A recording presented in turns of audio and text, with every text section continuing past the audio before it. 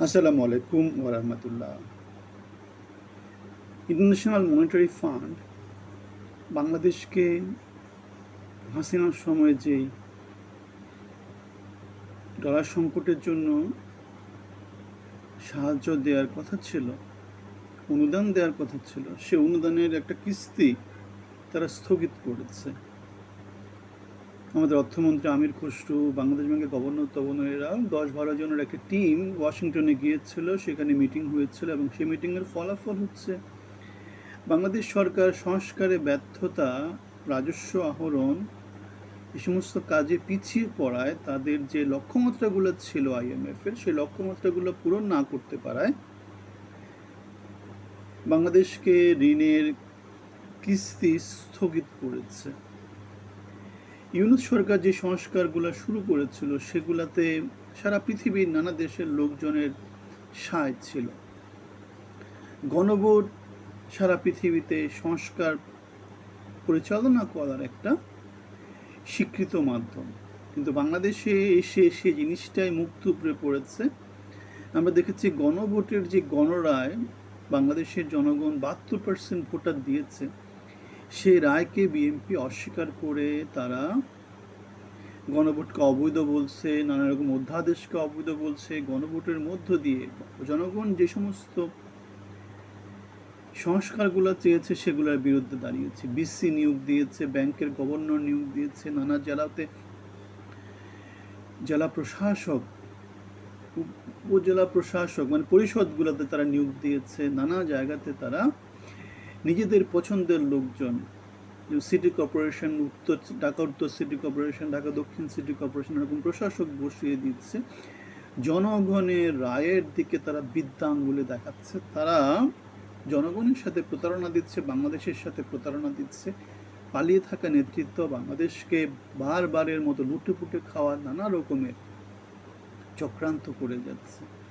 তারা বাংলাদেশের মানুষের চাওয়া বিরুদ্ধে গিয়ে দাঁড়িয়েছে। যে আইএমএফ যে সংস্কারের ব্যর্থতার কারণ দেখিয়ে ঋণের যে কিস্তিটা দিবে না, সেটা বাংলাদেশে গুড গভর্নেন্সে প্রতিষ্ঠার জন্য বিশ্ব ব্যাংক, আইএমএফ নানা রকম চেষ্টা করে, সারা পৃথিবীর নানা দেশ চেষ্টা করে, কারণ বাংলাদেশ সারা পৃথিবীরই একটা অংশ। কারণ এই দেশটা যদি সারা পৃথিবীর মতো করে, সভ্য দেশের মতো করে যদি না চলতে পারে, তাদেরকে সারা পৃথিবীর নানা দেশ থেকে এরকম করে কি হবে, বাধা প্রাপ্ত হবে। অথবা সারা পৃথিবীর স্বার্থ যদি তারা না দেখে, বাংলাদেশের স্বার্থ যদি তারা না দেখে, তারা যদি শুধুমাত্র নিজেদের স্বার্থ দেখে, তাহলে এরকম তারা গার্মেন্টস ফ্যাক্টরির মালিককে তারা বাংলাদেশ ব্যাংকের গভর্নর বানাবে।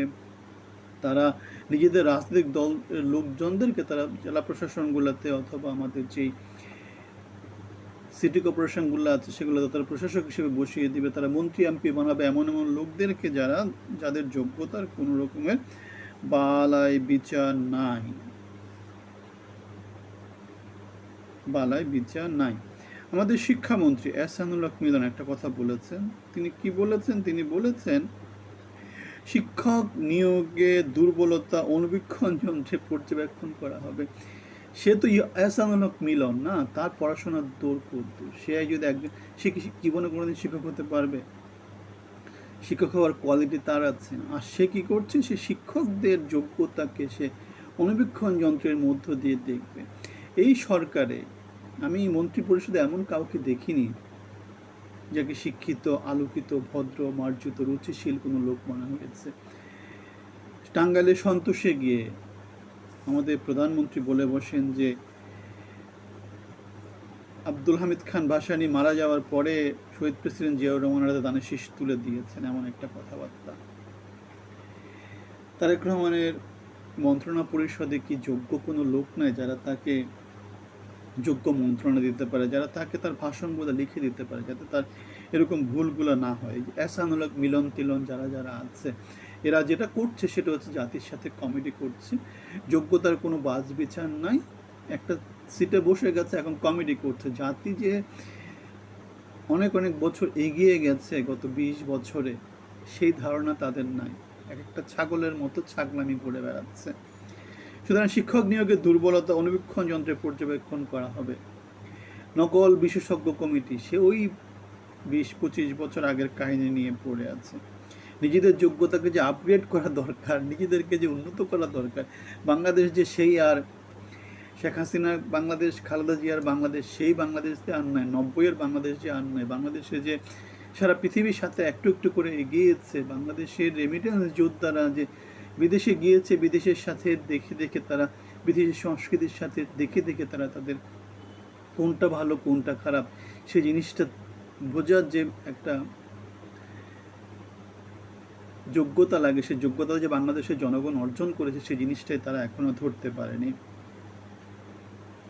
সুতরাং এই মধ্যযুগীয় কায়দায় যে বাংলাদেশ যেভাবে চলতেছে, মধ্যযুগীয় লোকজনদেরকে দিয়ে দলের নেতৃত্বের মধ্যে যে মধ্যযুগীয় বর্বরতা আমরা দেখতে পেয়েছি। গতকালকে মনে হয় শফিউল আলম প্রধানের ছেলে রাশেদ প্রধানের বাড়িতে গিয়ে বিএনপির লোকজন মব তৈরি করেছে, সেটা ভাইরাল হয়েছে। শফিউল আলম প্রধান তারেক রহমানকে তার নানা রকমের অযোগ্যতা নিয়ে, নানা রকমের বক্তৃতা বিবৃতি নিয়ে, তার নানা রকমের নিশ্চুপ বা যেটাকে বলে কার্যহীনতা, মানে কোনো রকম কাজ দেখাচ্ছে না, সেটা নিয়ে সমালোচনা করেছে। এবং সেই সমালোচনার জের হিসাবে বিএনপির লোকজন নানা রকমের মব তৈরি করা অজুহাতে তার বাসা বাড়ির সামনে গিয়ে অবস্থান নিয়েছে এবং নানাভাবে উত্ত্যক্ত করেছে, হ্যান্ড মাইক দিয়ে নানা রকমের স্লোগান দিয়েছে, ঢিল ছুঁড়েছে, অনেক কিছু করেছে। এগুলো সব আমরা দেখতে পাচ্ছি বাংলাদেশের হাসিনার আমলে ছাত্রলীগ যা যা করতো এখন একই কাজগুলাই হচ্ছে। ছাত্রলীগ তো 17 বছর রেখে ডেকে চেষ্টা করেছে, শক্তি অর্জন করেছে, পরবর্তীতে মব করেছে। এখন বিএনপির তো ওই জিনিসটা নাই, বিএনপি এখনও তো মাত্র শুরুতেই আছে। এখন বিএনপি যদি এই অবস্থায় শুরু করে, তাদের বিরুদ্ধে যদি আন্দোলন শুরু হয়, বিএনপি তো বেশি দিন টিকতে পারবে না। সুতরাং আমরা দেখতে পাচ্ছি বাংলাদেশকে পরিচালনা করার মতো যোগ্য নেতৃত্ব নাই, বিএনপিতেও নাই, জামাত শিবির বা যেটা আছে এনসিপি তাদের মধ্যেও নাই। সুতরাং যোগ্যতা সম্পন্ন বাংলাদেশের নেতৃত্ব তৈরি করতে হলে রাজনৈতিক দলের বাইরে এসে যারা সমমনা তাদেরকে দিয়ে তৈরি করতে হবে। আমরা দেখতে পেয়েছি এখানে রাজনৈতিক দলে যারা রাজনীতি করে তারা প্রচণ্ড রকমের বাধা হয়ে দাঁড়ায়। তারা বলে যে 17 বছর রাজনীতি করেছি, 17 বছর মাঠে ময়দানে ছিলাম, 17 বছর সংগঠনে ছিলাম, আমাদেরকে বাদ দিয়ে অন্যদেরকে কেন নেবেন? সেই জন্য আমরা দেখতে পাই মন্ত্রী পরিষদ, এমপি মনোনয়ন নানা জায়গাতে আমরা দেখতে পাই যে যোগ্যতার কোনো বাজ বিচার নাই। পলাতক, চাঁদাবাজ, মাস্তান, দখলদার, টেম্পো স্ট্যান্ড এই ধরনের লোকদেরকে দিয়ে বাংলাদেশের শাসনতন্ত্র তৈরি হয়েছে, যেটা বাংলাদেশকে কোথায় নিয়ে যাবে সেটা আমরা গত 2 মাসে দেখতে পেয়েছি। সংস্কার প্রশ্নে যে গণভোট, সে গণভোটকে নানা রকমভাবে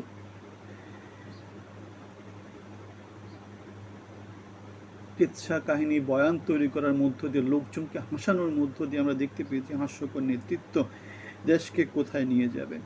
আমাদের এনসিপির একজন নেতা আছেন আসিফ আহমদ সজীব ভুঁইয়া, তিনি বলেছেন পুলিশ এবং ডিসি বদলির কাজ করেছেন বর্তমানে আমাদের যে পররাষ্ট্রমন্ত্রী আছেন খলিল, সেই খলিল যদি এই কাজ করে থাকেন, খলিল যদি এখন বিএনপির মন্ত্রী পরিষদের অন্যতম গুরুত্বপূর্ণ মন্ত্রী হয়ে থাকেন, তাহলে ইঞ্জিনিয়ারিং হয়েছে কিনা সেটা তো আমরা নিশ্চিতভাবে এখন বলে দেওয়া যায় ইঞ্জিনিয়ারিং সে করেছে, তার পুরস্কার হিসেবে তাকে এখন পররাষ্ট্র মন্ত্রণালয় দেওয়া হয়েছে। সুতরাং আমরা দেখতে পাচ্ছি যেহেতু আমরা দেখেছি বিএনপি এবং আওয়ামী লীগ তারা বাংলাদেশের যে গতানুগতিক রাজনীতি সেটা বাইরে যেতে পারে না, সুতরাং বাংলাদেশের লোকজনের অন্য কোনো অপশান নাই। তারা মনে হয় এই নির্বাচনে বিএনপি আওয়ামী লীগের বাইরে যেতে চেয়েছিল। 17 বছরের বিএনপির যে বালুর ট্রাকের আন্দোলন এবং ঈদের পরে আন্দোলন, সেই আন্দোলন দেখতে দেখতে এরকম কমেডি হয়ে গেছে। সুতরাং এর বিরুদ্ধে গিয়ে বাংলাদেশের জনসমাজ, বাংলাদেশের ছাত্র সমাজ, বাংলাদেশের আপামর জনশক্তি 24শে জুলাইতে যে বিপ্লব অর্জন করেছে, যে বিপ্লব সাধন করেছে, সেই বিপ্লবের ফসল আবার বিএনপি পাচ্ছে এবং বিএনপির সরকার পরিচালনা আমাদেরকে বারবারের মতোই হতাশ করেছে। তারা আওয়ামী লীগের মতো করেই নানা রকম কিছু চাচ্ছে, শুধু চাচ্ছে আওয়ামী লীগের জায়গায় এখন শুধু শাসনটা বিএনপি করবে, কিন্তু তারা সিস্টেমের কোনো পরিবর্তন চাচ্ছে না। সুতরাং এই অবস্থায় এই যে পুলিশ এবং ডিসিতে আমরা দেখতে পেয়েছি যে ব্যক্তি দায়িত্ব পালন করেছে, যে ব্যক্তির মাধ্যমে বাংলাদেশে ইলেকশন ইঞ্জিনিয়ারিংটা হয়েছে, সে ব্যক্তিকে এখন পররাষ্ট্রমন্ত্রী বানানো হয়েছে। ইউনুসের বাসভবনের সামনে 2 দিন পর পর নানা রকমের মব তৈরি করতো, আমরা এখন বুঝতেই পারি যে সেটা কে করেছে। সেটা রাজনৈতিক দলগুলো নানা রকমভাবে চাপ তৈরি করার চেষ্টা করেছে। সুতরাং আমরা দেখতে পাচ্ছি বাংলাদেশের নষ্ট রাজনীতি বাংলাদেশকে আসলে ভালো জায়গায় নিচ্ছে না। এদিকে আমাদের ফখরুল ইসলাম আলমগীর একটা কথা বলেছেন, আই এম টু টায়ার্ড, রাজনীতি থেকে অবসর চাই। সে গত 17 বছর বাংলাদেশ জাতীয়তাবাদী দলকে নেতৃত্ব দিয়েছে, যেভাবেই হোক নেতৃত্ব দিয়েছে, কলাপসিবল গেটের ভিতরে থেকে হোক, নানাভাবে চেষ্টা করেছে। এখন এই চেষ্টাটাকে সাধুবাদ জানাতেই হবে, সে তার মতো করে চেষ্টা করেছে। এখন বিএনপি ক্ষমতা আসার পর আমরা দেখতে পেয়েছি বিদেশ থেকে পালিয়ে আসা যে নেতৃত্বগুলা, আমেরিকা থেকে না, লন্ডন থেকে এসেছে, ভারত থেকে এসেছে, তারা এখন রাজনীতিতে বড় ভূমিকা রাখছে। এমনকি আমাদের প্রধানমন্ত্রী নিজেও তো লন্ডনে 17 বছর ধরে তার নির্বাসিত জীবনযাপন করেছেন, তিনি তার সাথে অনেক নেতৃবৃন্দকে নিয়ে আসছেন। সুতরাং দেশের মধ্যে যারা ছিল, যারা ত্যাগ স্বীকার করেছে অথবা যারা যোগ্যতার পরিচয় দিয়েছে, যারা যোগ্যতম ব্যক্তি, তাদেরকে মূল্যায়ন না করে রাজনীতি হয়ে গেছে এখন কমেডি। এবং মির্জা ফখরুল ইসলাম আলমগীরের এই যে এই কথা, আই এম টু টায়ার্ড, রাজনীতি থেকে অবসর চাই, এটা হচ্ছে তার সেই হতাশা। আমরা দেখতে পেয়েছি রাজনীতি পৌঁছতে পৌঁছতে কোথায় গিয়ে দাঁড়িয়েছে। একজন যায় নতুন করে রাজনীতিতে, রাজনীতির পচাটা আর থামে না, রাজনীতির পচাটা আর থামে না। এই অবস্থায় বাংলাদেশের রাজনীতি নিয়ে ভালো কিছু মনে হয় আশা করার কিছু নাই। আমাদের এক সাংবাদিক ছিল, সাংবাদিকের নাম হচ্ছে সম্ভবত এমিরেটাস সাংবাদিক, আমাদের কি নাজমুল, সে নাজমুল তো অনেক দিন ধরে আমাদের নাইমুর রহমান, সে নাইমুর রহমান অনেক দিন ধরে কিন্তু তার কোনো খবর নয়, কোথায় আছে? শুনেছিলাম যে জায়গা জমি বিক্রি করছে, দেশের বাইরে যাওয়ার চেষ্টা করছে, এখন অনেক দিন ধরে, ইলেকশন পরে আর কোনো খবর নাই। এ ধরনের পলাতক ব্যক্তি অবশ্যই আমরা দেখতে পেয়েছি হাসিনার সময় বিএনপির লোকজন পলাতক ছিল, তারা শিলং তিলংয়ে ছিল, ঘুম তুম হয়েছে, নানা রকম নাটক করেছে। এখন আবার বিএনপি যখন পতন হবে তখন আওয়ামী লীগের লোকজনগুলাই বলবে যে তারা কি করেছে, তো কত বড় বড় নেতা ছিল। পালিয়ে থাকে নেতাগুলোই পরবর্তীতে এসে কি হবে, বাংলাদেশের ক্ষমতার মাঝনদে আসীন হবে। এটাই হচ্ছে বাংলাদেশের লোকজনের জন্য হতাশাজনক, যারা কোনো শিক্ষাগত যোগ্যতা নেই, নৈতিক কোনো অবস্থান নাই, এ ধরনের লোকজনগুলো বাংলাদেশকে পরিচালনা করছে, চোর ডাকাত বদমাশ দিয়ে একটা ক্রিপ্টোক্রেসি তৈরি করছে, এবং সেটা দিন দিন খারাপ থেকে খারাপতর হচ্ছে।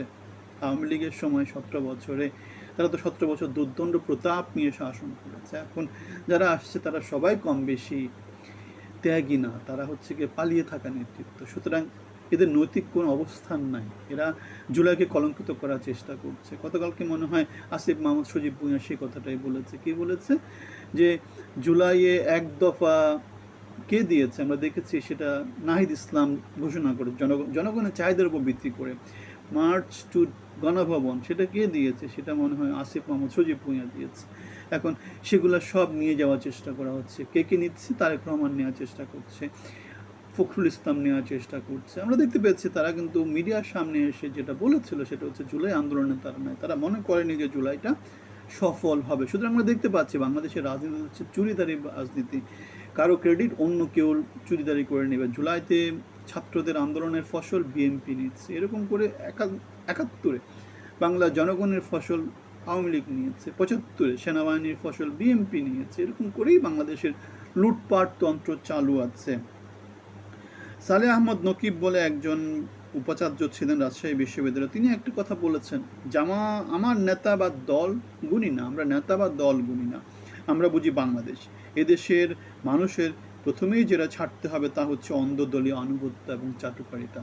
কথাটা সত্য, বাংলাদেশকে যদি এগিয়ে নিতে হয় এটা ছাড়া অন্য কোনো গত্যান্তর নয়। কিন্তু বাংলাদেশের লোকজন যেহেতু বড় একটা অংশই বেকার, বাংলাদেশের দেশটা যেমন, দেশের লোকজনও তেমন। এখন বাংলাদেশে যেহেতু বড় একটা অংশ লোকজন যেহেতু অশিক্ষিত, কুশিক্ষিত, যেহেতু চাঁদাবাজ, দখলদার, মাস্তান, সুযোগের অপেক্ষায় সৎ, সুতরাং বাংলাদেশটাই ক্লিপ্টোক্রেসি, চোরতন্ত্র, নেতারা চোর, চোরদের সাগরের চোর, নেতা রাজনীতি যারা করে তারা চোর মোস্টলি। সুতরাং দেখা যায় যে চোরতন্ত্র তৈরি হয়, এখান থেকে বেরিয়ে আসার কোনো উপায় নাই। বাংলাদেশকে প্রাধান্য দিয়ে কোনো